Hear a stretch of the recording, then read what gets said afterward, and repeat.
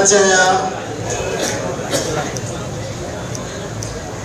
कार्यकर्त्यांच्या मेळाव्याला उपस्थित या मेळाव्याचे आयोजक गावाध्यक्ष तात्या थोरात, गावाध्यक्ष प्रीतम तुळसकर, आमचे सहकारी गोपीनाथ पाटील, राजाभाऊ कराडकर, सुधीरजी दुखंडे, सदानंद रावराणे, दया सावंत, दक्षता कमिटीचे मंचकर, बाबी मेजारी, अजित मेमन, दिनेश पाटील, सुनील जोशी, सुहास कोठावळे, तसेच काराणे, महिला आघाडीच्या उस्वालताई, पाटीलताई, ॲडव्होकेट तळवडेताई, अण्णा चव्हाण, रितेश सावंत, इतर सर्व पदाधिकारी उपस्थित, सर्व काँग्रेसचे पदाधिकारी आणि कार्यकर्ते बोलने का ना पागल मैं रिटर्न दिया काँग्रेसमध्ये येऊन 9 वर्ष झाली आणि 9 वर्षामध्ये प्रत्येक वेळी ज्या बैठका लागायच्या, ज्या मीटिंग लागायच्या, त्या राष्ट्रवादी काँग्रेस आणि काँग्रेस यांच्या एकत्र बैठका लागायच्या. पण 9 वर्षात मी एवढी कधी गर्दी एकत्रित असताना बघितली नाही.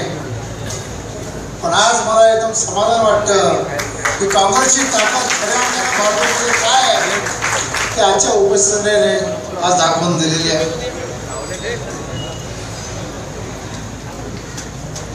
आज योगायोगच आहे असं म्हणायचं.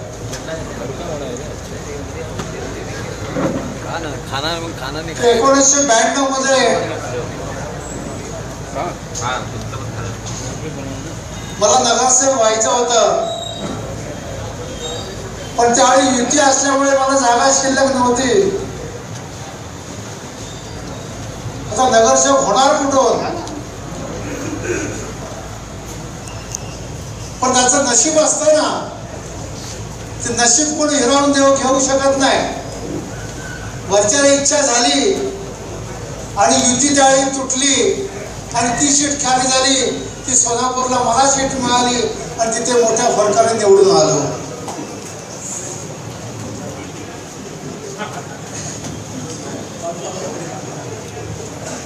आणि आता शेवटी एक आहे, एक माझी संधी हुकली.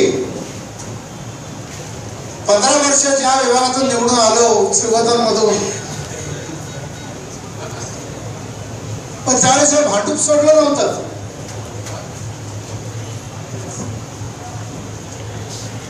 आणि ते करत असताना सुद्धा राणे साहेबांसोबत काँग्रेसमध्ये आलो आम्ही. पण त्यावेळी एकाच अटीवर आम्ही काँग्रेसमध्ये त्यावेळी आलो होतो की त्यावेळी जेव्हा संपूर्ण महाराष्ट्राची, संपूर्ण मतदारसंघाची जेव्हा फेरफार झाला, त्यामध्ये तिथे राष्ट्रवादीचा जास्त भाग हा त्या शिवोजामध्ये आला. त्यामुळे ती सीट तटकराला गेली. त्यावेळी मला सांगितलं मी एका अटीवर येईन, मला भांडूप देत असाल तर. त्यावेळी कबूल केलं गेलं का त्यावेळी तुमचा भांडूपचा विचार केला जाईल. त्यावेळी संधी हुकली होती. मग राजाभाऊंना एवढंच सांगतो तर त्यावेळी जेव्हा काँग्रेसमध्ये आलो त्यावेळी मनापासूनच काँग्रेसमध्ये आलो. आता तर कायमस्वरूपी काँग्रेसमध्येच आहे, काँग्रेसचंच काम करतोय. आणि 9 वर्ष मनापासून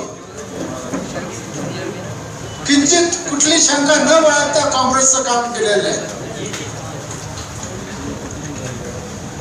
आणि आज परत तीच परिस्थिती झाली की एवढ्या इमानदारी संपूर्ण काम करत असताना परमेश्वराचा विचार केला असेल का कुठेतरी श्याम सावंतला न्याय द्यावा आणि परत आता संपूर्ण आघाडीचे संपत तुटली आणि पक्की काँग्रेस आज आपल्या समोर दिसत आहे आणि त्याच काँग्रेसचे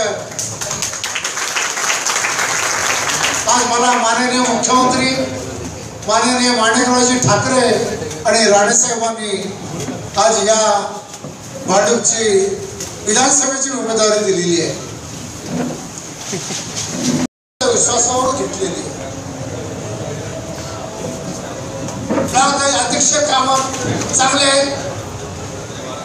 सत्ता नसताना सुद्धा आमदार नसताना सुद्धा 5 कोटी रुपयाची विकासाची कामं आमचे ब्लॉक अध्यक्ष करू शकतात. शासनाकडून 5 कोटी रुपये आणू शकतात. आमदार दिला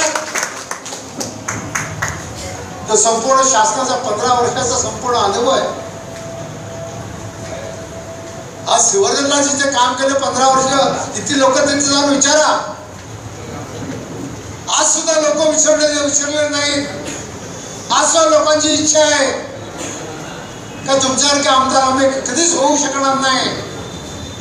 तो इतिहास आपल्याला भांडुपणे निर्माण करायचा आहे की एकदा आज एवढं काम करायचं